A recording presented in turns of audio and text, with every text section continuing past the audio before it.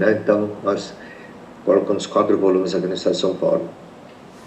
E o plano de ação de emergência é o quê? É o que tem que ser feito no caso de um acidente com barragem. Ou seja, preventivamente, assim, se a barragem romper, tem que ser feito isso, tá? Isso é uma obrigação do empreendedor fazer isso. E ela é feita a partir do quê? Ela é baseada na mancha de inundação, que é um estudo que a gente chama de estudo de dam break, né, de rompimento catastrófico de barragem, e qual que seria a área atingida pela água no caso de um rompimento, tá? Então, a partir da mancha de inundação, a gente define uma zona de autossalvamento, né? Aqui está faltando um S, aqui é ZAS, tá? Esqueci, eu tenho que mexer nisso aqui. E uma zona de segurança secundária, que é o que vem depois das ZAS, né? O que significa essas duas aqui? A zona de autossalvamento é salve-se quem puder. Não dá tempo das autoridades, dos bombeiros, defesa civil e tal, chegar lá para retirar o pessoal da região. Então, o pessoal tem que ser instruído, tem que ser treinado para, no caso de ser dado o alerta, sair correndo e vai para uma área segura, porque se ninguém, não dá tempo do pessoal ir lá e remover as pessoas de lá, né? E a zona de segurança secundária não, é um que dá tempo das autoridades da defesa civil chegar lá e ajudar as pessoas a saírem, tá? Então, isso tudo é definido pela mancha de inundação. Depois do PAI, vem o PLANCOM. Agora, o PLANCOM é uma continuidade do PAI, tá? Ele não é elaborado pelo empreendedor, pelo dono da barragem, mas sim pelas prefeituras ou pelas defesas civis municipais. E por que ela é uma continuação do PAI? O PAI é assim, se acontecer um desastre, o que tem que ser feito? Agora, o PLANCOM não. Aconteceu a tragédia. O que nós temos que fazer para minimizar o número de mortos, né? As pessoas vão ser atingidas, tá? Então, o que nós temos que fazer para eliminar ou diminuir o máximo possível o número de mortos, né? Então, ela define a atribuição dos atores, quem vai fazer o quê, tá? Secretaria de Agricultura, Secretaria da Saúde, Secretaria de Educação, quais as rotas de fuga, quais os pontos de encontro, você faz isso, você faz aquilo. Por isso que as defesas civis, não existe um chefe da defesa civil, tá? Ou um diretor de defesa civil, mas sim um coordenador de defesa civil. Ele não chefia ninguém, ele coordena as partes para salvar o maior número de pessoas, tá? E, em geral, as prefeituras, elas conseguem ajuda, tanto da defesa civil estadual, quanto dos empreendedores, porque, em geral, as prefeituras não têm braços para fazer o PLANCOM por conta própria, né? Então, eles sempre conseguem uma ajuda. E nós mesmo, no SP Águas, a gente muitas vezes tem ajudado o pessoal das prefeituras a elaborar o PLANCOM, né? Isso aqui também é obrigatório por lei, tá, gente? Se o município pode ser atingido por uma barragem, ela tem que ter um PLANCOM. E a última parte da nossa apresentação, vamos falar sobre cadastros de outorga de barragem. Eu tinha pedido para um colega fazer a apresentação dessa parte, porque ele trabalhou a vida inteira em outorga, mas como a maioria das pessoas não gosta de holofote, não gosta de se apresentar, né? Ele, no fim, ele deu para trás e eu fui obrigado a pegar essa parte também, né? Como eu não sou especialista em outorga, eu resolvi concentrar isso aqui só na parte de outorgas relativa a barragens, tá? Então, definição de outorga, o que é? É uma autorização concedida pelo Estado para que uma pessoa ou empresa exerça um direito específico que é, na verdade, a atribuição do Estado, tá? Então, por exemplo, uso de recursos naturais ou prestação de serviço público. Então, prestação de serviço público, por exemplo, no caso de uma outorga dada pelo Estado, o exemplo mais típico são os cartórios, né? Cartório é um serviço público, mas é exercido por um particular, né? No caso de recursos naturais, é o que nós temos nas SP Águas, tá? Então, para você fazer uso de recursos hídricos, você tem que solicitar uma outorga ou fazer um cadastro, tá? Então, veja, quais os casos em que você tem que solicitar uma outorga ou um cadastro? Para fazer a captação de água, para lançar efluentes, fazer canalizações e retificações, barragens, que é o nosso caso, tá? Para perfuração de poços ou captação de águas subterrâneas. Então, veja, tudo isso aqui você precisa pedir outorga, senão você está ilegal. O fiscal da SP Águas pode chegar lá e embarcar, por exemplo, um poço, ou uma captação, ou um lançamento, né? Ou até uma barragem, tá? Ele pode exigir que você faça outorga ou cadastro, ou então que remova a barragem, né? Então, é passível porque está amparado pela lei. E quais são essas leis? Isso aqui também, pessoal, está sendo,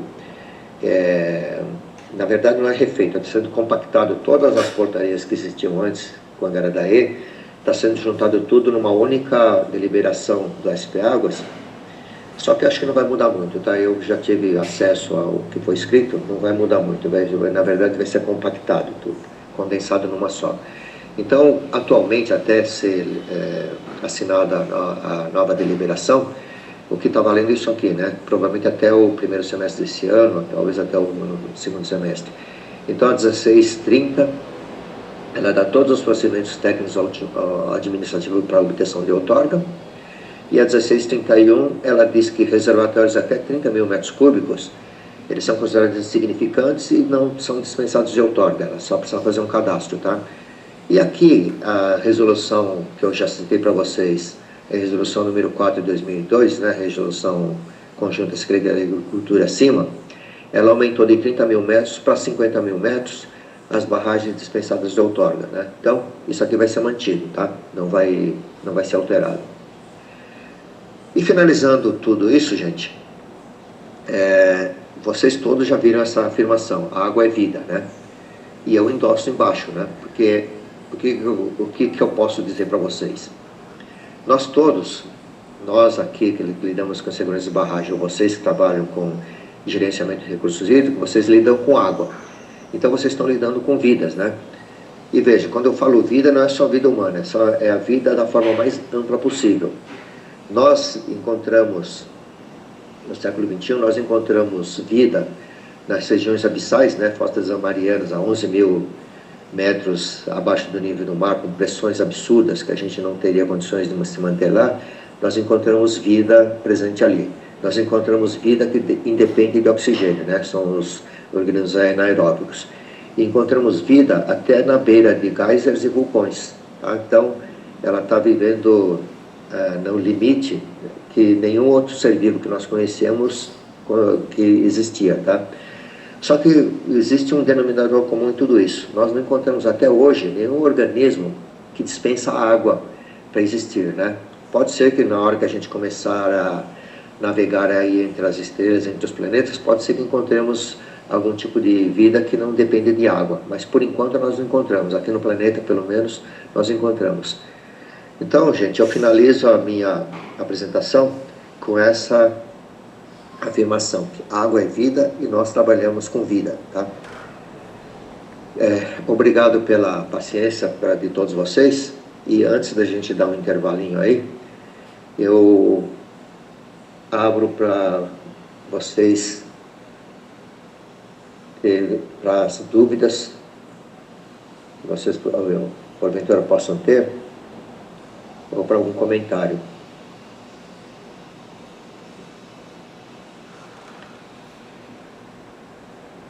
Ou se vocês quiserem, a gente pode deixar para vocês fazerem na terceira parte também, né? Então, Magali, por favor.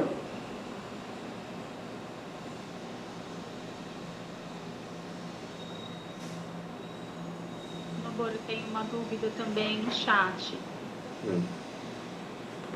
Vou deixar o chat aqui.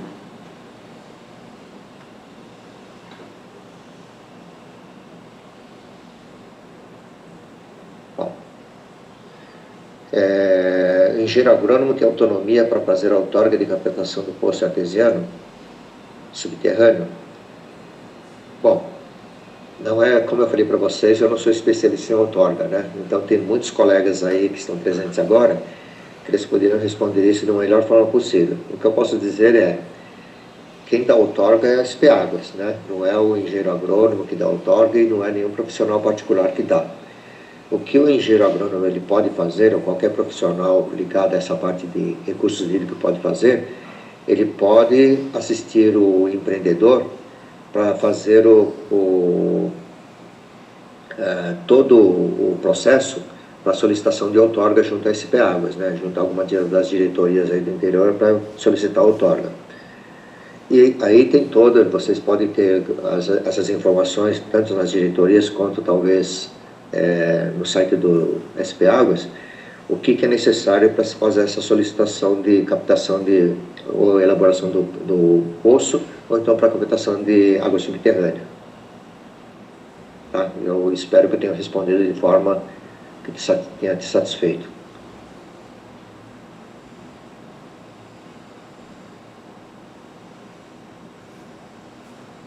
Bom dia, o Noburo Andréia da Raizen.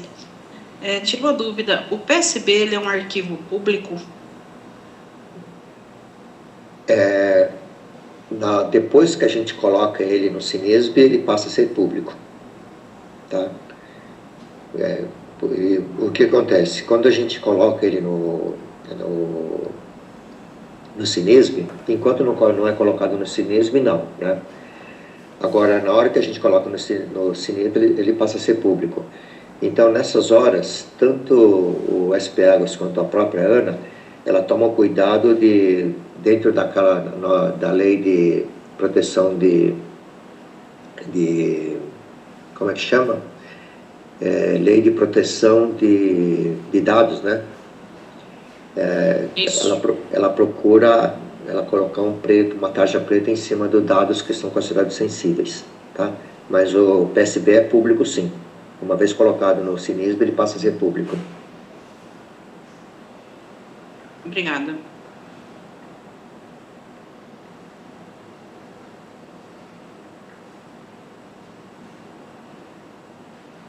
Noburo, só uma observação, você está compartilhando sua tela, tá? Qual tela? A sua tela. Então, deixa eu voltar aqui para ver se eu... É só colocar ali, parar de compartilhar, ali em cima. Ó. Ah. Isso. Aí tem mais uma dúvida aí no chat. Eu tenho uma dúvida. Tem uma outorga específica, então, para barragens? Diferente de captação de vazão? Sim. Tem uma outorga específica para barragem, tá? Então, quem tem uma barragem, que faz captação na barragem, vocês precisam de duas outorgas. Uma para a barragem em si, tá? Porque a barragem é uma interferência no curso d'água. Então, dentro daquilo que é considerado interferência, tem que ter uma outorga para a barragem. E é diferente de uma outorga de captação. Então, se você tiver uma captação na barragem, você tem que solicitar uma outorga de captação também. Então, são duas outorgas.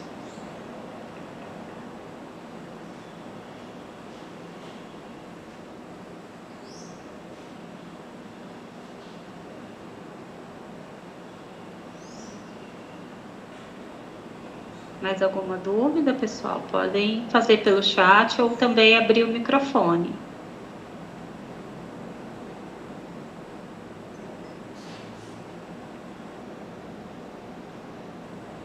Bom, então, gente, são 10h25 agora. Vamos dar um intervalo de uns 10 minutos. 10h35. O Murilo já está aí? Eu acredito que sim, né? Sim. Apostos aqui, professor. 10h35, então, você entra? Combinado. Ótimo, então, gente. Então, obrigado pela atenção. Nós vamos dar um intervalinho de 10 minutos, tá? Então, 10h35, voltamos com o Murilo. Até mais.